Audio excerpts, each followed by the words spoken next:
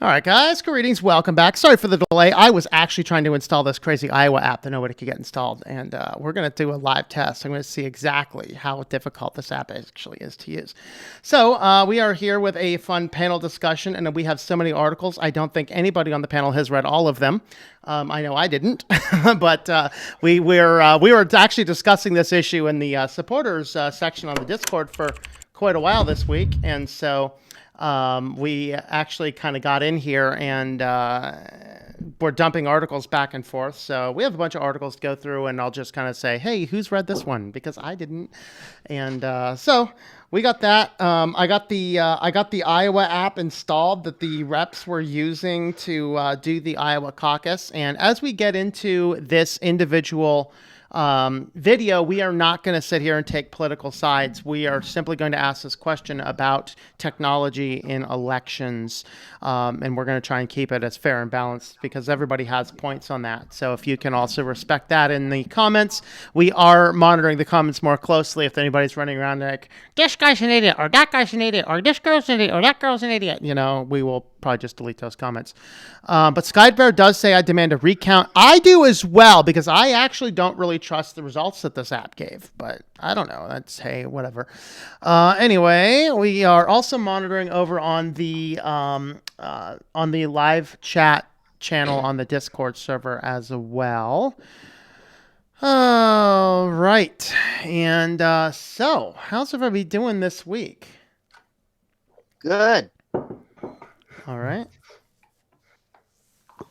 Excellent. Busy week. Excellent. All right. And we got two guys from out of the country and a bunch of guys from in the country, so it'd be kind of fun. So anyway. I think we all share a common interest, though. Yeah, I think so. So Hotspot Gaming says, how can you stream on Linux by game footage? Like, how do you stream game footage? Well, depending on your setup. I mean, of course, I have, multiple monitors here, so I could just play a monitor on this one, and OBS will pick whatever screen I'm wanting to do. So, that's OBS. That's how you can stream game footage. So, but I'm not a gamer, so I don't know how everybody else is doing it. But anyway, that's how I'm doing it. Let's see. You should bring the old-fashioned voting. If you don't have a grandfather clock, you don't participate to vote. Wait, what? Why do I need a grandfather clock to vote?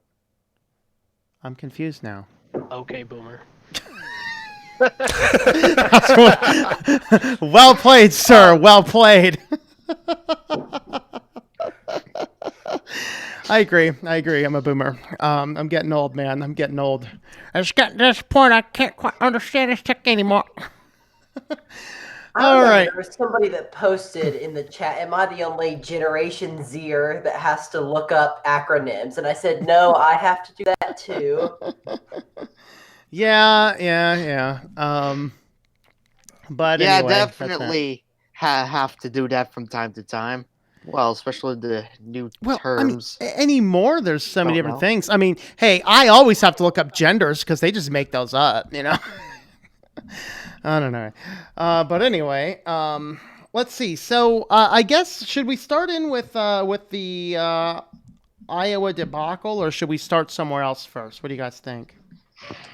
I think that probably Iowa's a good place to start, just given how recent it is. I mean, it just happened. Yeah, that will lay the groundwork. So, lead in for us. So I just downloaded the app and I just installed it here prior to the stream. I haven't even run it yet, so I don't even know. I mean, if it wants a phone number, we're out of luck. But I mean, when I first installed it over here, you can kind of see it's the one with the generic Android logo over there. They didn't even take the time to put a logo on it. It doesn't have an icon. So good sign right there. So let's open this guy up for the very first time. Getting ready to caucus. Oh, I need a precinct ID? Is there... Can somebody look up a precinct ID? Sure. 1, 2, 3, 4, 5. Let's just do that. Well, I clicked 1, 2, 3, 4, 5, and it just opened up a Firefox browser. So there could be a misconfiguration of the system or a service outage. We will track these errors automatically, but if the problem persists, feel free to contact us again. Please contact the administrator. So it just tells me, oops, something went wrong. All right. So you probably have an invalid precinct. Hold up, what, Clint? Could you also show it on this camera? Because I don't have the YouTube pulled up. Yeah, sure. So on the login, we got that for you guys. So it's just wants a precinct and a login number. All right, so that's the first thing we get. And then, is there a legit precinct ID anybody can find? Is there an Iowa precinct ID someone can find? I want to just try and enter a random Iowa precinct ID. I'm trying. I got counties, school district numbers. Okay. I'm guessing that might be it. We can try one of those. That's usually how voting is done. 1935 is apparently a union. 1935. I guess it's county. I guess it's Black Hawk County. I guess is what it is. No, this gives me the same thing. It has a 07 in front of the county, so I'm thinking it's like 07-1935 maybe. 07 dash. I don't know. I don't know how Iowa's got their counties set up. Really, it literally crashes the app apparently if you get that wrong because. That's not good programming. Okay, so it was 00. You said 00 what? No, 07. Oh, 07 dash. Maybe, yeah. I'm not there. This page is really weird. And what's the rest also after from the dash? 2018. So. What's the after the dash? 1935. 935. Yeah, so that just kind of closes. It goes to a Firefox window that says, "Oops, something went wrong." That's it, and that's all we get. That's all we get. And then if I actually close that Firefox window, the app is gone as well. So, I guess. Then Het Internet says 8435. What is it? What he's 8435 in the comments. I don't know. 8435. Do you think I'm gonna have SWAT jumping down that I'm trying to access this stuff from my internet connection? I should be doing this on a VPN, shouldn't I? Of course, the error here is going through Tor, so I'm definitely a hacker, right? Connecting straight from Moscow. Yeah. Let's see. Actually, let's see. Can I do this? All right. So I'm going to go into Tor, and I'm going to turn on VPN mode. I'm going to enable this Tor-enabled apps. Of course, the error here is going through Tor. Let's see. I'm going to find it's the Iowa Reporter. All right. So we're going to turn that button on there. So now the Iowa Reporter is going through the VPN. Let's change my location to Russia. Okay, great, awesome. Now we're accessing Tor from Russia. Now let's boot the thing up. Yeah, baby. We are sorry, comrade. Just watch. I'm going to render something random and it's going to work.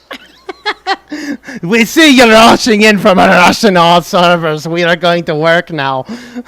Uh-oh, no. I mean, we are already demonstrating a point here. Sure, it can't be that hard to limit the number of IP addresses that this app is accessible to American addresses. One person gets through, so it's I win. Yeah. Breaking news: Russian hackers. Too late. Thanks for that super chat, Hank. All right, okay, guys. While I'm fumbling with, I'm going to change my Tor networks to not be Russia because I really want to be connecting on my phone from Russia. Somebody say something else smart, quick.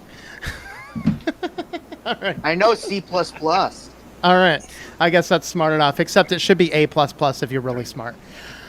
Okay, well. C++ would still be better than whoever designed the average IQ of whoever designed this Iowa app. Yeah, probably. But anyway, so now we have this app, and so the app pretty much failed at what it was doing, and it posed some issues with people not being able to download it, not being able to install it, and then not being able to log into it. So you had that. So then what ended up happening is people had to call in the reports, and I mean, even if they're calling in the reports, I have no idea why it still is taking so long. As of today, we still have not seen all the reports in yet. I think only like 97% are in now. So we've never had results that late with paper ballots. What's going on? So I don't know. Anybody want to comment? They're rigging them. Yeah. Probably. All right. Yeah.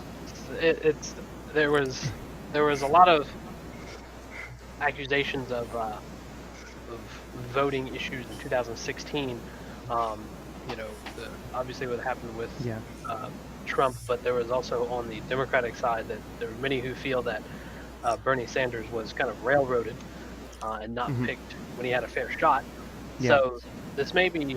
I've seen us say, I don't want to say that I ascribe to this because I really don't. There's not enough evidence for it, but there's someone I know who believes that the Democratic Party is trying to more clandestinely railroad some of the other candidates that they don't want being in front of theirs. We're getting a lot of static on the line. Papal, it might be you. Can you mute your mic? See? Yep, that's it. All right, thanks, man. Just unmute it when you want to say something.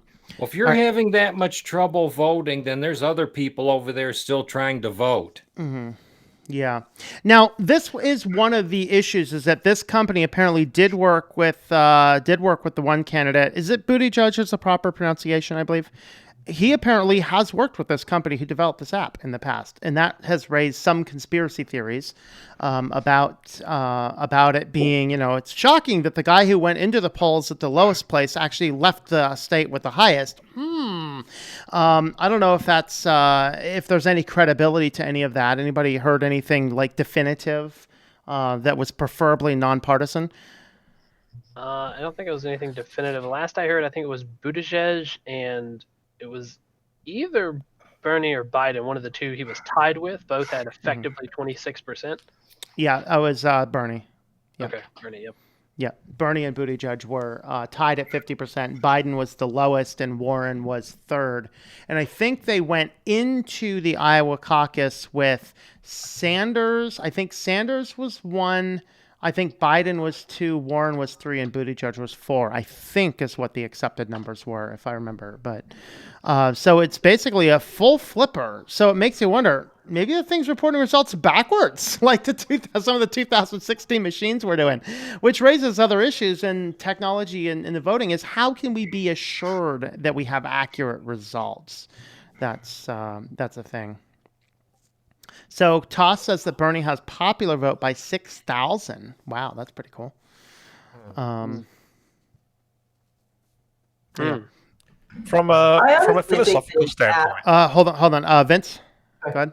I was going to say, from a philosophical standpoint, if there's anything in the process that's going to call into question the actual process itself, like you'd want the voting process to be absolutely rock solid and transparent and undeniably accurate. And if there's any question about it, so I mean, these guys knew that Buttigieg had, or whatever his name is, had worked with this company before, and if there was going to be any doubt that anybody could raise a question about that aspect of things, surely there should have been some oversight and maybe have chosen a different way of a different company or that to manage it, right?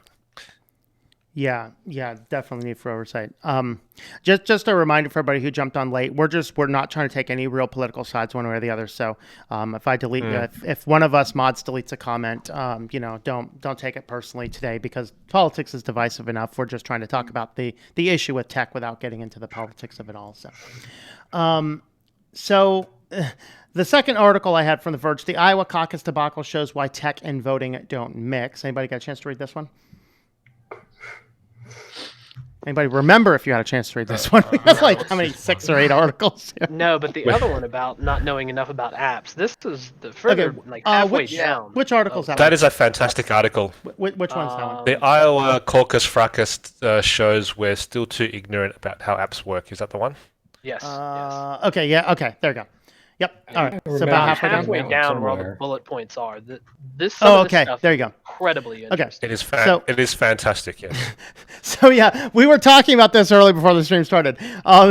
The app company was Shadow, and which is a subsidiary of another another company that has no presence in the United States. I mean, just the name Shadow Inc. It's just like you got Dr. Claw, like the Inspector Gadget bad guy with his cat, sitting there like, next time, Gadget, I will own the Iowa caucus. I need a cat over here. That's right. I am from Shadow, Mr. Bond. That's right. Right. So the consulting group made the app. Shadow was paid $60,000 to develop the app, which is less than it should be. Which, by the way, I don't know if this bullet points mentions it. Literally, they took 2 months. They've only been working on this app for 2 months. Frightening. So the party insisted on security through obscurity, arguing that talking about the app too much would give hackers a heads up to attack it. Yeah. Don't do security through obscurity. Wasn't it that it was so obscure that people didn't even know how to use it? Was that I mean, the way this it is was true. designed? This is very true. If nobody knows how to use it, it's very secure. I mean, except the hackers figured it out. They're like, oh yeah, who should I have win this thing? I really need to tell something. So apparently there are tools that decompile C++ code in C. So no matter what you're writing, you're just able to decompile most of the code and figure out what it's doing. So it's one of the worst security things that you could ever do when programming. So you can inspect APKs in Android Studio, do exactly what you're talking about, where you can like reverse engineer APK. Yeah. Yeah, it's their argument is falls flat on its face. But I mean, I don't want to get too far into it because there's another company we're going to talk about later that I think has more of an issue with this. But it not being open source to be analyzed is a major issue because you have no accountability to anybody here who is in fact invested in U.S. elections and state elections and so forth. So who knows where this company is from, where this data is being sent, if it is. It's security through obscurity in this situation is just not a good argument. One thing I will Go ahead. one thing I will add is that why develop the app in the first place if you're so concerned that you don't want people talking about it because hackers are going to try to find a way in? Like, why develop it in the first place? Yeah, that seems to be a very valid argument to keep everything paper. Another thing that Tech was just talking about here, though, is the idea of where was I going with that? Oh, I had something good, but I can't remember now. Anyway, if you can repeat everything you just said. No accountability. Yeah. That's it. Thanks. That's all I needed. So if it's closed source and nobody knows really what's going on, the biggest challenge and the problem that we have with it is that you could literally on the front end, everyone says, hey, I voted this way, and you can get a feedback confirmation, hey, that's right, correct. And then when it goes to finally report, it could literally report anything it wants. And we really have no way of testing that without going back and doing the paper ballots anyway, in which case, leave out the app anyway, use the paper ballots. And that's Dan's argument, right? Use paper ballots, right? Absolutely. It is the last thing in our actual working government and national systems is we still use paper ballots because there's a reason. They are secure. They have there's something left over after people vote. I mean, you always can go back to it. Well, you guys are more than welcome to move down here because guess what we use? Paper ballots. Just saying. All well, right. we use them in my state too, but it seems like it's getting pushed around in other states. I got one word for you. Paper. Go ahead. Chad. Oh. All right. Quint, go ahead. Good one. We do use voting machines here, unfortunately. Yeah. We've used, I don't remember what I used because I moved jurisdiction so many times and they gerrymander our jurisdiction so many times because of Penn State. It's like, how do we fudge it just enough to get the results we want? And so I literally think every election I've voted at a different place, just even if I haven't really moved. And so Some of them I think out here are paper, and some of them out here are digital, and it makes no sense. It's like you just pick something that works. Of course, with all these young kids moving on, and of course they need to have them tech stuff because nobody knows how to do anything. Like they don't even know how to write their name. How can they fill out a paper ballot? Well, we've already got examples of how this has gone wrong. I mean, remember about a decade and a half ago, the IRS had a huge issue with people getting their tax returns filed by hackers and thieves and stuff like that. Yeah. And they were getting your money instead of you getting their money. My parents were a victim of that. Yeah. Now to this date, they have to have a special PIN number just to file a tax return. That's why I like to work my taxes in such a way that I never get a refund. I'd rather just keep the money here and just write them a little check at the end of the year. That way the hacker leave that guy alone, man. We have to pay if we take his stuff. And here's an example too. We still use the same system today. We use TurboTax and H&R Block to transmit our tax data to the IRS. Nothing's really changed. Once you put these things in place, there's no going back. Yeah. TASS says that all ballots are validated in Sicily. So as for computers by themselves, they're just a bunch of zeros and ones that just represent data. But it's so easy to manipulate it. Easy to manipulate everything. So it doesn't matter what kind of computer, smartphone, or anything. Especially since I'm learning programming, I know how to manipulate the memory addresses and everything. So I could actually make a program that would be able to modify memory and change a lot of stuff. So would your code say zero man bad or? My argument is the simpler you make something, the much easier it is to catch it early on and correct it before it turns into something that can't be corrected. Yeah, that's true. Yeah. Quint, good. You know what we need next now is we need Alexa voting. Oh, Lord. Oh, my God. Alexa, order me unicorn meat. Confirmed. And while you're at it, vote for some candidate I'm not going to mention here. Alexa, put a unicorn in the White House. That's right. That's right, Alexa. Unicorn party, confirm. Alexa, put a reptilian alien in there, please. The family's more honest. You didn't know that, Sky Bear. The family. All right. So the app required two-factor authentication, but the instructions were apparently not sufficient, leading to yet more frustration. Is that some precinct chairs also took pictures of the worksheets they had been given.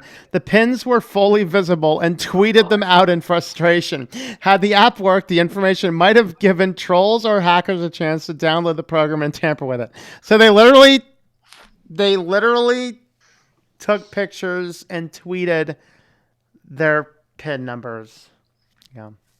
Yeah, my argument with that app also is you also have Google and Apple, because they're the two big smartphone providers. They're collecting everything you're voting and doing, so they know which side of the river you live on.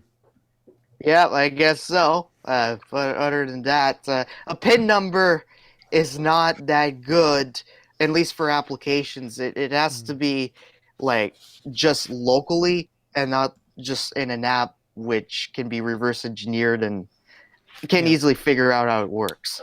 You need a strong password is what you need. Yeah. And you know what else we need to do? We need to actually deliver this in a final working statement, because our next bullet point is that the app was distributed using Test Fairy's platform on their free tier and not the enterprise one. So the company behind it did not even pay for the plan with a single sign-on authentication, unlimited data retention, and end-to-end encryption. So in other words, they don't even know that I was or was not a hacker in Russia, because I feel there could have been a man-in-the-middle attack. Speaking of Russians, I feel that we should quote one of the great leaders of history, Joseph Stalin. It's not the votes who counts, it's who's counting the votes.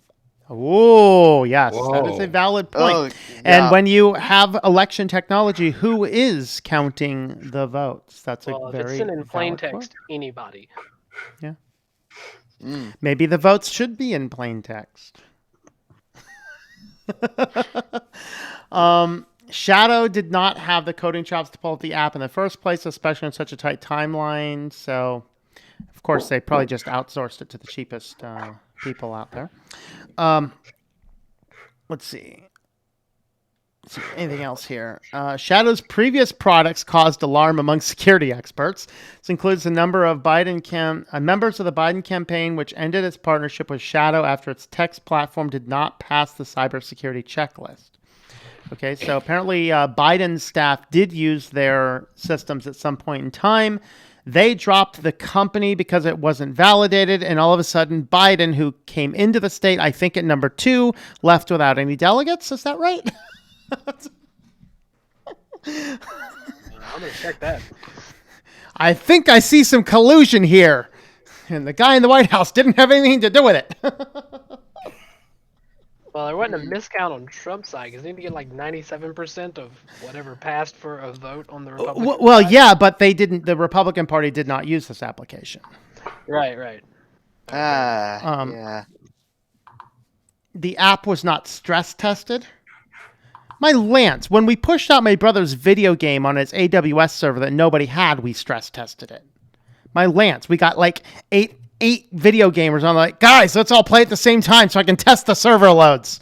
Come on, I managed that one. Local volunteers realized the fiasco was coming. The party did not adjust to open up more phone lines to accommodate the change. So if the app wasn't working, you had to call in the numbers. And so, Did anyone see the on CNN? They were actually talking to somebody who was on hold. Said he had been on hold for an hour, and while he was talking to, I think it was Wolf Blitzer, he said. He was like, "Oh, wait," you hear the person from like the app support line. He was like, "Oh, hang on a second, hang on, we'll have to get back with you." And he goes, so CNN's like, "Can we listen?" He's like, "Yeah, sure." So he goes, "Hello." Oh, they hung up. I gotta call back and wait another hour. I saw that clip. I did see that clip. That was good. I want to be clear. That's not making fun of the Democratic situation here. I'm laughing at the absurdity of the whole situation, and I feel terrible for that person and all of the voters for having to go through it. It's unbelievable. The technology. That reminds me of the scene. Remember the scene in the closing scene in One Crazy Summer, right? I won! He pulls the phone line out. Hello. We gotta take another caller now. Yeah. Anyone ever watch the movie Man of the Year by Robin Williams? I did not. Where Nope. the election was won because the votes went alphabetical instead of by the vote count itself. It was rigged. Yeah. Oh my! All right. So if you want to have a look at this app as well, you can download it. But I mean, I don't know what the point is. I guess you could take it and you could open up an Android Studio, see what it looks like. As far as running it on your phone, you're not going to get anywhere. I mean, unless I just don't have the right number to put in there. So anyway, I really don't want something like that running through my phone. Yeah, that's why I put it on my spare backup phone. That was my test phone. I suggest you take it out back and shoot it now because it's no good. It's infected. Nah, I deleted it off. I got Lineage and Wi-Fi and Bluetooth privacy card. So yeah. All right. Faraday cage. All right. Does anybody read this one from the New York Times? The only safe election is a low-tech election. Dan, this sounds like right up your alley. Did you read this one? Dan's right. No, I missed that one somehow. Uh-oh. Maybe it was added later. Anyway, let's have a look at this one. I did not get a chance to look at this one. So he said he's decided that Americans should vote by etching our preferred candidate's name in a stone tablet with a hammer and chisel. That might be going a little too far, but definitely paper and pen would be good. Paper, pen, keep them in a secure, fireproof, floodproof lockbox would be a good thing. After the election term is over, go ahead and shred them. That's fine, Or maybe he says dropping pebbles into a series of urns like the ancient Greeks did. There was actually it was called the Jesus Convention. That it was a group of philosophers who wanted to vote on what Jesus actually said.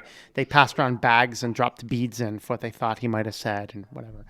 Want to Oh, with throw today's back to that.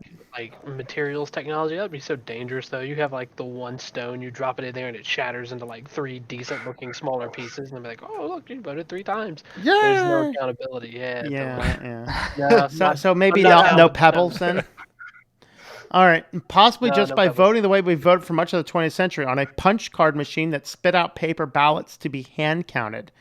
There you go, with 0 iPhones in sight. There you go. Hey, I think that the iPhone's there to take a photo. Like, I think it's really bad. Was it the last election cycle, the last presidential, I think, where people are starting to make a big deal about people filming how they voted. And I think everyone should do that if you have a phone, because that gives you an extra line of proof to make sure, especially in a tech area, you can sit there and say, okay, I'm voting this way. Click on whatever party it is and then validate that vote at the end. And frankly, what you voted for and you have proof that you voted on your device should match what the final records say. But people are making a big deal about it. You can't do that. It's against the law. No, what law? I mean, it's against the law for you to tell me that I have to tell you how I voted. It's not against the law for me to volunteer what I voted willingly. So that was that. Yes and no, Tom, because pictures can be doctored as well. No, this is true. But your if ballot I'm can be taking Photoshop. Yeah, if I'm taking the picture for my own records, that should I should have the freedom to do that. Excuse That's what me, I'm saying. gimped. That's right. We don't use Photoshop around for here. your own record. For your own record, yeah. Yeah. But using that to then somehow verify your voting seems a bit more of a stretch.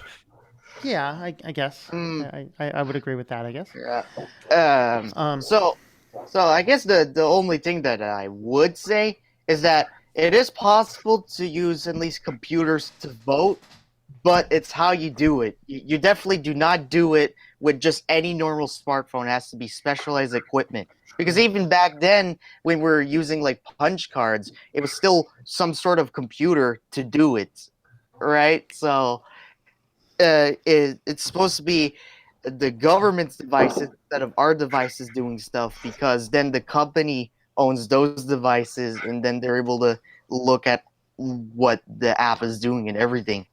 Yeah, but in the end, you have a hardcore copy of that punch card, and that can be immediately re-examined if anything comes up. It's not like it goes into a bunch of processors, hard drives, through some RAM, and turns into digital dice. Yeah. I would say it would be a hybrid. I'm telling you, this is the last thing we do on paper. We give it up, man. We're doomed. It's a digital coin, man. It's a digital coin. Yeah.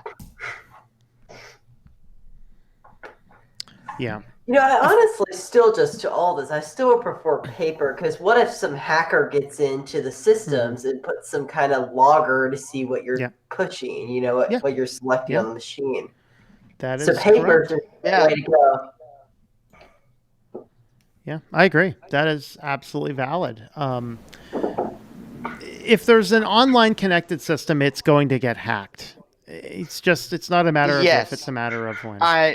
I wouldn't connect any election machines online. Yeah, I mean, even though having an election machine present, especially we go in there and close the curtain so no one can see what we're doing. No one can see that we're actually installing malware on the voting machine.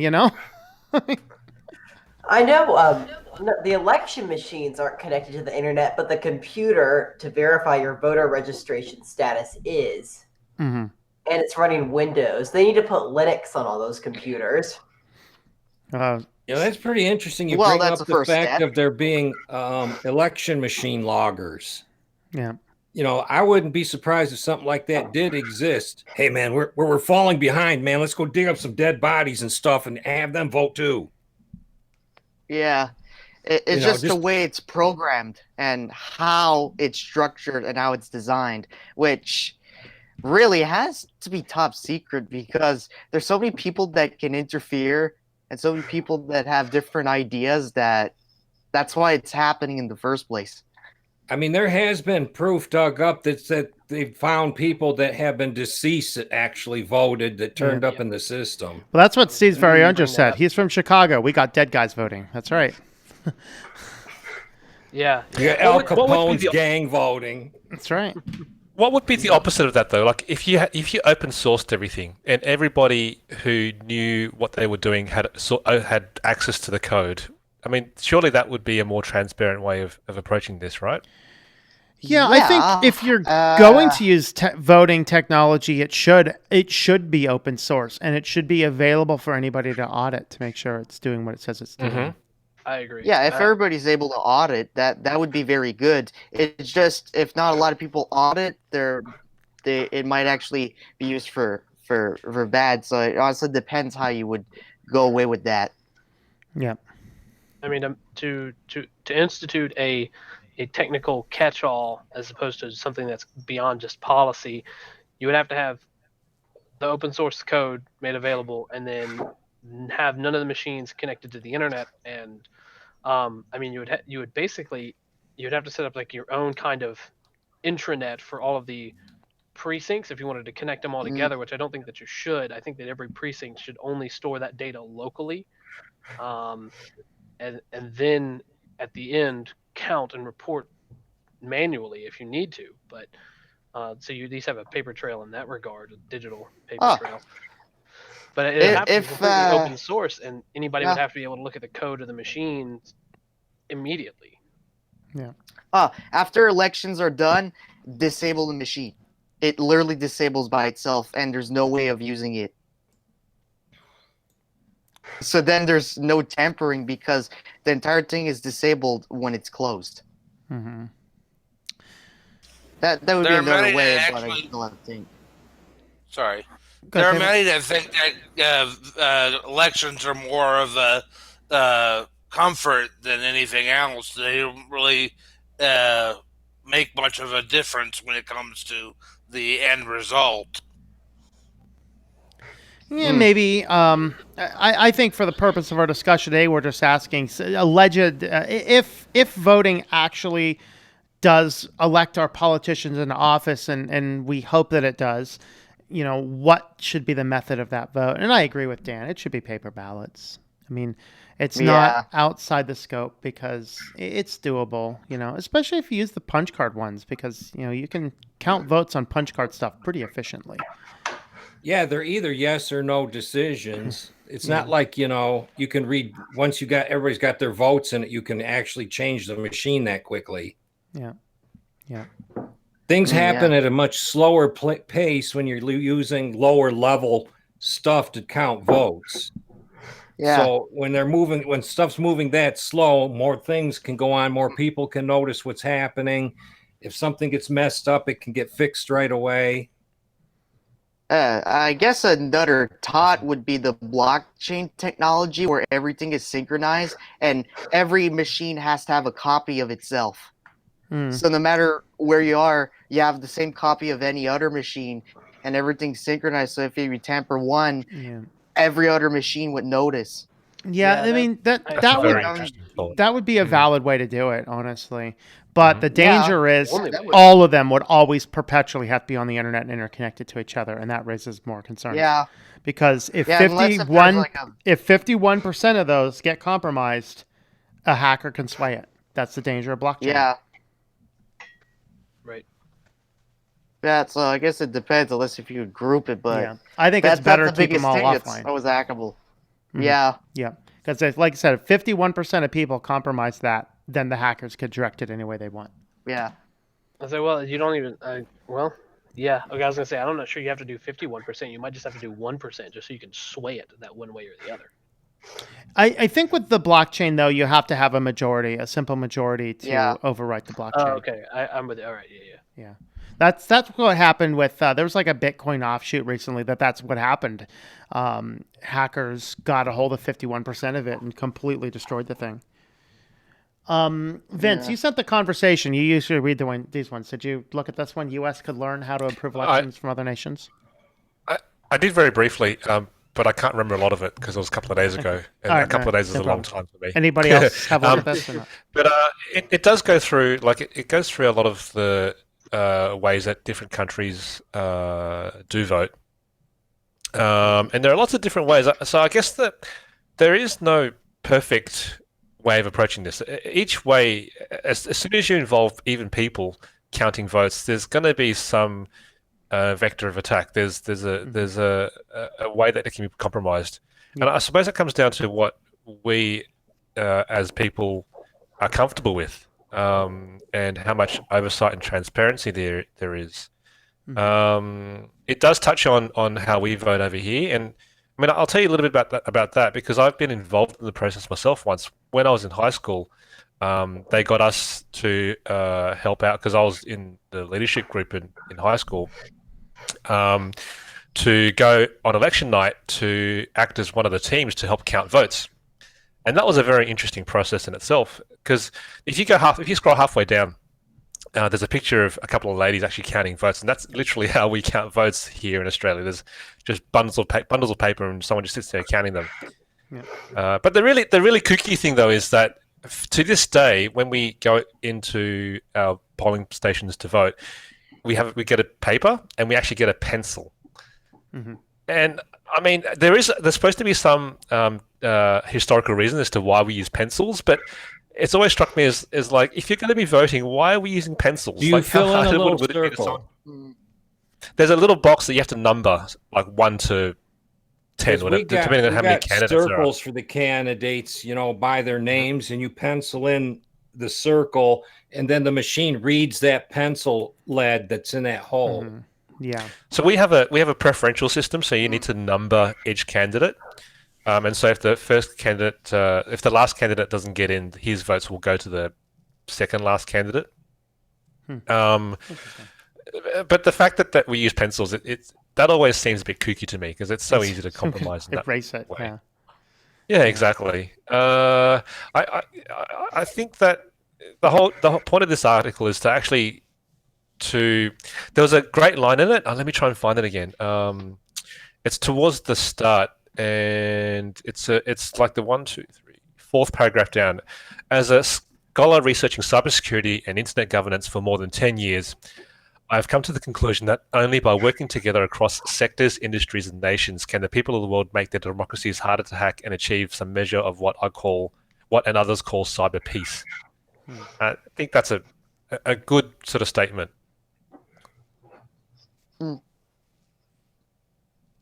Yeah, that's good. Yeah. But is everybody going to do it? No, but it's better to try that than just say, "Hey, tech company, you do it," Yeah.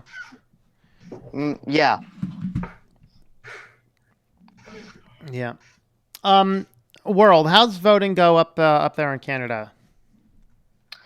So other than that, I voted my very first time, at least because I'm 18.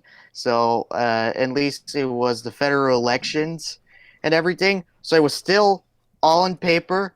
There was a circle that I had to put, each name of the candidates. Technically, how our system works, that you have local government side of that, and then the majority usually gets depending on the party, which is kind of the same in the United States, but different. It's more like the UK, right? But anyways, we use paper, and I just had to go along and select the circle, and they just count by hand, because apparently in Canada we don't even use machines yet, which is a good thing. That's decent. I think that I'm okay on machines as long as they're not like heavy computers, but I'm okay with both kinds, Yes. As for provincial, like locally, it's they do it electronically, but they still use paper in order to count it. So even still, they have two options, which is good. Yeah, that's right. Unfortunately, here in Georgia, we've been using voting machines. It's around 2000, I think. I think it was like 1999 when they started using them. Yeah. And it's basically like a little kiosk thing that has a touch screen on it. You just touch who you want. That's it. Yeah, and you I don't think accidentally it's connected- sneeze when you're touching. Oh, and you touch the wrong guy. No. Yeah. It makes you confirm before you Yeah, actually yeah. do it. Like you have to say, "Are you sure you want to vote for this person?" Yep. You sure? Are you Mm. really What sure? they- This guy'll destroy the country. You sure, man? Excuse me, I basically, think I'm going to get sick. Those Yeah. those machines You're right. aren't You okay, connected. Dan? Those machines aren't connected directly to the internet, My but when you heart, go to my make heart. sure. But before you go to actually vote, you go to the voter registration machine, and there's a person there that verifies that you can vote. And that computer, that's just a normal computer that's connected to the internet. It most likely runs Windows. That's just my XP? guess. Probably I'm not XP, exactly right? sure. Yeah. Yeah. No, actually, no, I mean, what? You had these since 2000, so it's probably still running on Windows 98. You know, they haven't changed, as my Yeah. guess. Windows ME. Now, does that prevent the dead people from voting? Because as Vince says, I see dead voters. Yeah. I Yeah, a guess lot it of does ATM. if you have to make sure that they have to make sure that you can vote. I never quite got this one. So when I was out west, I'm not. It might be the same here as well. I can't remember, but when I was out west, your first time voting in that precinct, you had to show ID. But every other time, you didn't have to. What? Like these people remember me every year? Yeah, Well, you have to here's show kind of ID. the same. Yeah. Tom, You show your ID. Go ahead, Clint. Okay, yeah, you show your ID to the person who's at the computer. They basically run the ID through their scanner thing, and they make sure that they just make sure that you can vote. They'll either say yes, you can vote, or no, you can't. Yeah. And then you could go to the machine and tap your choices. Yeah. Like where I live, you guys call it the DMV. Here we call it the Secretary of State's. No difference, really. What do you mean? You go in, if let's say you move, you go in to have your driver's license, your address changed on it and stuff like that. Well, at that time, you get a voter's registration card and you fill out an application for it and you get your driver's license address changed. And in the mail, you're registered to vote, but you take that with you to the voting booth. So they know that you're in the right district voting for the right stuff. Damn, That's smart. Racist, They don't call it. They don't even call it a DMV anymore. They call it a Department of Driver Services Customer Service Center now. Yeah. Excuse me. I wanted to go throw up now. They don't even roll off my tongue. Like something the government would do. We're all going to turn off our cameras and throw up. Yeah. Yeah, it's called the Georgia DDS now. Yeah. Excuse me. All right, I'm back. It's explicitly named for the opposite of what it's supposed to do. Yeah. All right. Let's move on to the next articles. We only have like 10 minutes left here. You wanted to look at this one, Tech, right? Skittle has all the tools needed for election fraud. Yeah. So this is pretty wild because Seidel is the company who ran the Kentucky elections in I think it was 2016, the same year during President Trump's campaign. And this basically, all of the voting machines report the information back to Seidel because Seidel is promising that they offer end-to-end encryption, and then they offer, this is all their claims, they offer, hold on, my dog is like messing with the back of my chair. Hold on, it make too much noise. They claim that they'll take in the vote, they'll analyze it, and then send the information back to the precincts where the voting occurred and ensure that it was not tampered with. So there's literally zero transparency. They own the machine, they own the encryption all the way to their server, they own the encryption all the way back. And they're like, oh, yep, it's fine. And it was an issue because there's a lot of questions because there was a discrepancy of the numbers of people that voted, and within a minute, because major news organizations were of course monitoring it, the votes flipped exactly 1% of the other direction for the other candidate.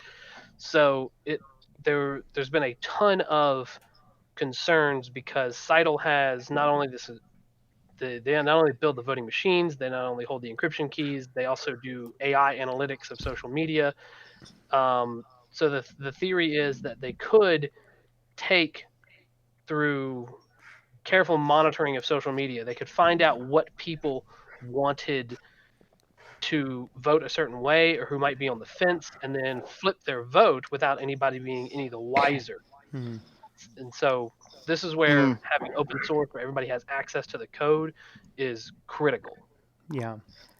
Because they could just be like, and depending on if they're a red company or a blue company, that's spells doom for half the country. Either way, oh, you're gonna flip my votes, and that is a problem. Which I don't know. This is why I am a big fan of. Let's just ban all political campaigning.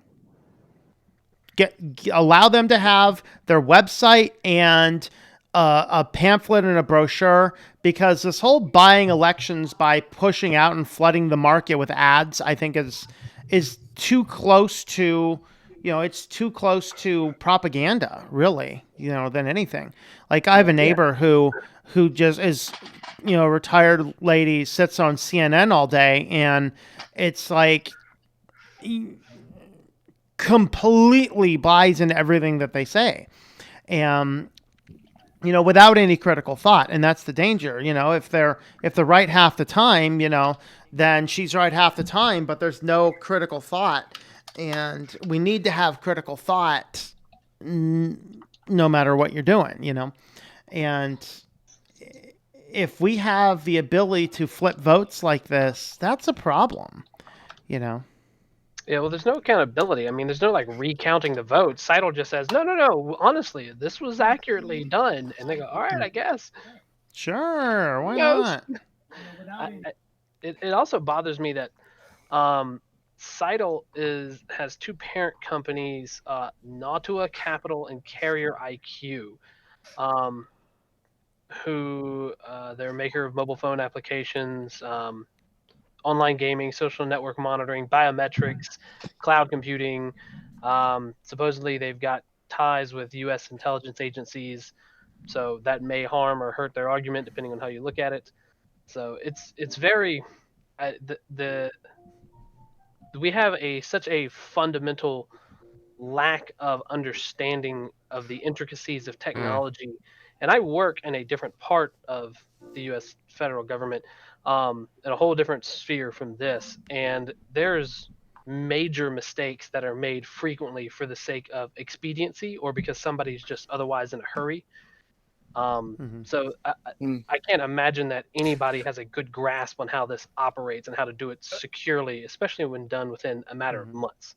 Yeah, that's such a good point about the lack of understanding of the fundamentals and intricacies of the technology, because the people who are going to be ultimately pulling the strings, they're going to be high up, and if you're looking at the politicians, they're likely to be an average age of maybe an octogenarian, but I mean that maybe I'm exaggerating there.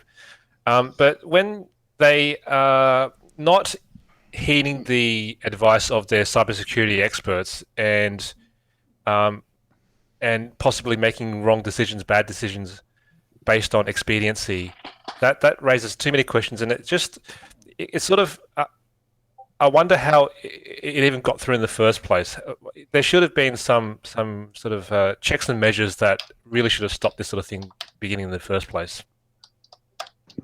Well, unfortunately, there's oftentimes, at least, and this is for me speaking my own personal experience, there's oftentimes there's folks who say, no, we have to do it by X date. And you push back and you say, look, there's technical issues that are a problem. We need to institute technical limitations to prevent people from doing things inappropriately. It's like, oh, we have written policies. That doesn't mean anything. Like, a written policy is not going to stop people from downloading malware. We have to have controls in place, so we can't let people be like admins on their local machines. And there's just constant back and forth that's makes it a major issue. And this is just for where I work. I'm not talking about anywhere else, but I can't imagine it's too different. Yeah. That was precisely what I was referring to, and you explained it way better. That's toxic. So I wanted to look at this one paragraph I identified because I just thought it was interesting. Starting the list is Pierre Valley. So these are a series of investments in this company. He came directly from Seidel. He is now CEO. He is Seidel's main running SEO. SOE. Sorry, I'm in the web design world, so I'm going to say SEO too much when I see that. CEOs and SOEs, I don't understand. Anyway, but he's also on the board of Seidel by virtue of representing the interest of key investor in Seidel, Balderton Capital. Balderton is a British, not entirely spun off of Benchmark Capital that has a history of investment in tech companies of interest to the intelligence community. For instance, Benchmark has invested in Nextdoor.com, which Vulcan Capital, Paul Allen's venture capital firm, also invested in. Vulcan Capital also invested in Seidel. Free Press has done previous reporting on Nextdoor as a nexus of investment for intelligence community-related venture capital firms. Now, is Nextdoor the same Nextdoor that's trying to build social networks for neighborhoods? Is that the same company? Or I think so. I have one in my neighborhood. These guys actually just recently hit ours. I got something in my main mailbox here, which I don't actually use mailbox. And they're like, this is, your neighborhood's here. Sign in here. I'm like, I kind of want to do a video on it at one point in time. Like, you know what? I don't have the time. Throw it away. So. You know what's mainly on Nextdoor? It's mainly just people ranting about stupid stuff. Like somebody ranted about how it took like 30 minutes for Papa John's to deliver or something. Well, cry me a river of tears. If you need your pizza faster, meet them halfway. I signed up for that too, and it's people that are sitting home. Hey, the internet ain't working. Do you have Comcast trouble in your area? There's somebody driving up in my driveway at night, and I don't know who they are. They walk up to the house and then they leave. Stuff like that. Well, you know, that actually happened to my neighbor because my neighbor actually has a stalker who occasionally shows up at midnight, and the police are not doing it. This is literally an elderly neighbor. And this woman keeps showing up, parking and staring at her house at midnight. And the police aren't doing anything about it. I'm like, really? I said, well, next time she goes out there, I'll confront her. If she gets loud, I'll just bust her face in or something. Equal rights, right? Granted, I'm not a violent person, but stop stalking my elderly neighborhood in our little area with an HOA that you are technically trespassing, especially if you've been told to leave. Okay. I don't know. Is that you, Quint, playing music? Oh, my brother's practicing piano. The piano's right above this room. I can mute it. Yeah, no, it's fine. Tell him he's a fine player. All right. Well, I got a piano right in the back, which I practice and make. All right. We have two more articles here. There's another Seidel one. Did we want to cover anything about any of these specifically? They're all about Seidel, really. They're all Seidel? Okay. Yeah, because it's such an involved story. One of them is just a Business Wire notice from Seidel about Seidel saying like, no, honest to God, we're trustworthy. It's from 2012, so I don't know how relevant it even is today. Yeah, I'm sure they're. If somebody needs to say that, if somebody needs to say that, then you've already lost their trust. Lost my trust. Sorry. Tempcore says you don't have to be violent to confront such a person. Can I help you? Will suffice. That is probably true. Except she has been told multiple times to never show up here again. And so I think getting a little bit ruder than how may I help you is probably the better way to go.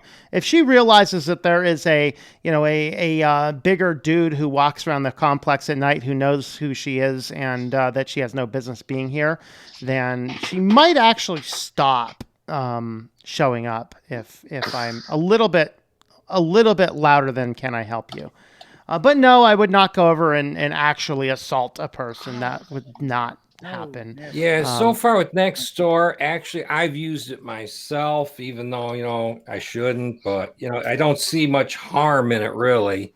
Yeah, except it's connected to NSA. Actually, I got a really good person to fix my roof. I got a company that actually come out, put new skylights in and everything at a really good price with a warranty, and it's the only place I could find it. Huh, and there's always people on there asking, where can I get a furnace repairman? Where can I get a plumber? Where can I get this? It's people wanting to know where to get stuff since you don't get a phone book anymore. I was about to say, that's exactly It's people helping the government track what you're doing. They're like, oh, okay, well, Mark is a plumber and Willie is a furnace technician, and like all that's getting right up to the mothership. If they gave out a phone book, they already have that information. Yeah, but then everybody else would have it too. Problem with something about it worries me. At the same time, it could be super beneficial because I have one in my area, and I've actually been on it briefly and decided, nah, this is a bit of a privacy risk. I just feel like something about having your actual down to your neighborhood and where you are, your address, attached to a social networking publicly available online. Is that not some form of doxing? Well, anybody could join up from anywhere and like log into your neighborhood. Well, that to me is the biggest concern with it, because they sent a card in the mail like, oh, come over here and enter this code. They've just sent the thing to my mailbox, which, by the way, I don't use. So, I mean, I don't use that address for anything. And so, in fact, somebody actually sent me something there, and one of our local writers groups is like, I didn't get it for weeks because I don't check the thing, but maybe once a month. Yeah, they already knew where I lived. They sent it right to my mailbox with my name on it. But here's the thing. They did not send it to me with my name on it. It was resident at the address. But if I went in there and created an account with that little code that they gave me in that printout, now they have all that information that they didn't necessarily before. Even yours, even though they sent it, they weren't 100% sure. They became 100% sure when you fill out the information. And I understand why they're doing that. They've got to verify you are who you say you are, your address, your legitimate account, and you're using this for legitimate purposes. But then it comes down to trust. What companies do I trust? What companies do I want to do business with? Is it really worth doxing myself and doing business with a company that's going to sell my personal information to every Tom, Dick, and Harry that's willing to pay them $100,000 or whatever? No, absolutely not. We have to stay vigilant. If we don't fight this, we'll be fighting it until the day we die. But if we don't fight it, it's just going to roll over and play dead, and the world's going to go to hell in a handbasket. Yeah, this is an interesting thing, too. When you file an LLC, you need to have a physical resident address on the market. Well, I actually found a company out of Spokane that they actually become the registered agents for you. They're the only privacy-orientated LLC distribution company. So literally, I have, for someone who absolutely 100% physically has to have the physical address, I give them an address in another city. It's in my state, but that's the official address listed on my LLC.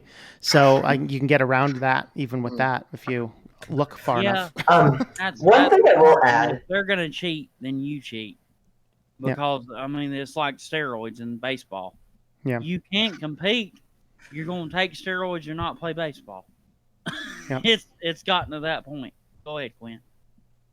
One thing I will add is that my house, the side of the street that my house is on is in a different neighborhood than the other side of the street.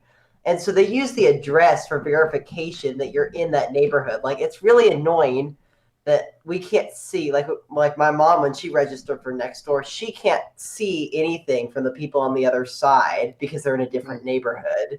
This street is like the dividing street. Yeah. And so that's one of the reasons why they use the address verification, to make sure you can't join some random neighborhood. Clint, you want to hear something really way out? Back when we used telephones that had wires on them. Wow. I lived in a neighborhood where on my side of the street was AT&T, and across the street was GTE Telephone. It was a long-distance, heavily charged phone call to call across the street. Yep.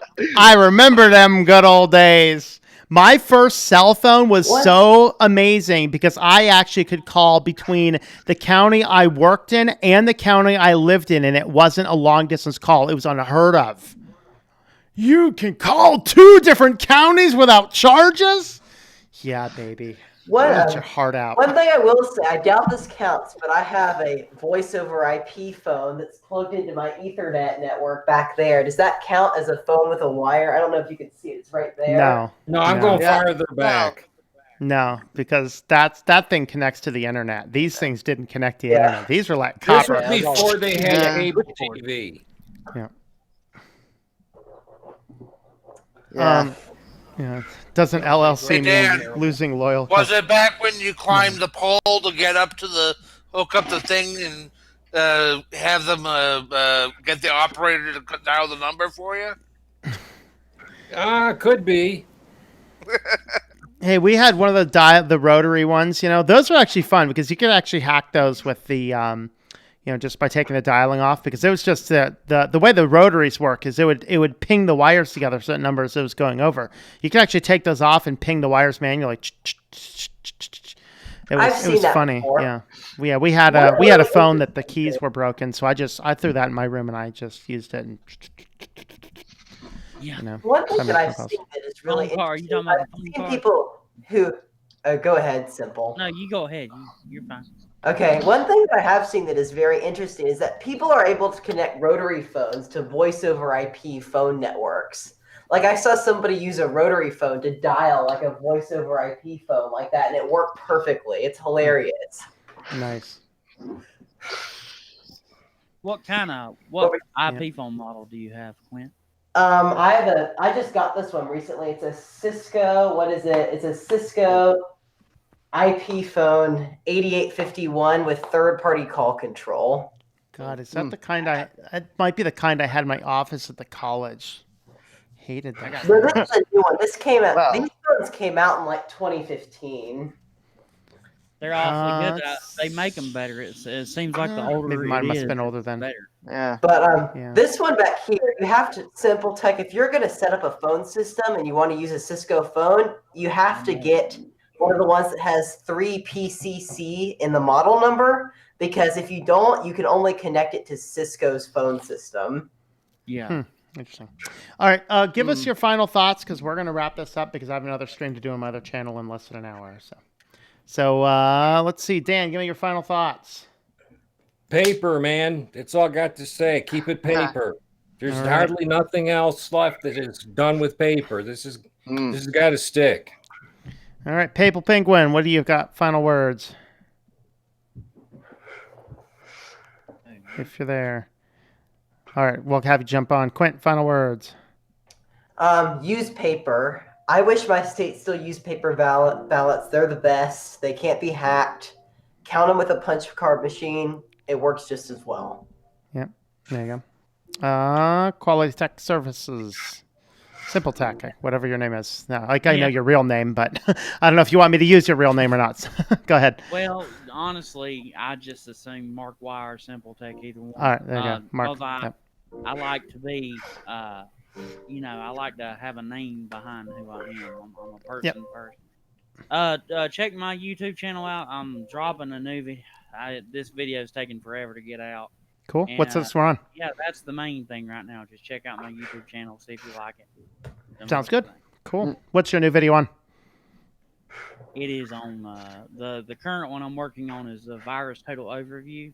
Super helpful. It's a way to prevent malware before it even is downloaded. Nice. Well, go check out his channel for that. Tech, what do you got? Well, in this one case, kids, you should listen to the boomers. Use paper. That's right, Junior. Listen to the boomers. It's the only way to guarantee yourself anonymity at the polling booth and have an accountable, trackable record that is not going to be easily manipulated. It's a lot harder to get people to behave in nefarious fashions, especially when there's a risk that they can get caught, as opposed to machines, because machines can do so, again, due to our lack of understanding of how the back end of these things work. Yep. Very good. Fellow boomer Vince, final words? Hey, I resemble that in my remark. I would say that even better than that would be to open source the paper. Okay, open source the paper. Tree, That's man. right. That's right. Open source that paper, yo. World, what do you got? Final thoughts? So, really, I would believe that it would be a hybrid between paper and computers by itself, but the code should be open source for anyone and not just one company building proprietary infrastructure. Like, if somebody could develop a system to do it, maybe the US government could actually use it, or anyone, because it's open source. And nobody has ever really done that. So if somebody could figure out how to join together and actually make that, it could change a lot of things. All right. Paper Penguin, are you there? Yes, I'm here. Yeah, no problem. We find them. I would say paper. Okay. And also power down your cell phone. You don't want to have your cell phone in with you in the voting booth. Yeah. Okay. All right. So I'm gonna side with all of us boomers. Get some paper, but definitely open source that paper. I do have another stream coming up on my other channel. We are talking about how to choose a church. We're starting with a Barna poll, and we're going from there. So that is at 9 o'clock Eastern time, which is about 45 minutes from now. But we need to get off of this thing so I can hang out with these guys offline here before I have to leave for that stream. So anyway, conclusion, low tech is good. Yes, thanks for summing that one up, Vince. Really, nowadays. All right, guys, and we will catch you over there on the other stream if you are interested in that topic.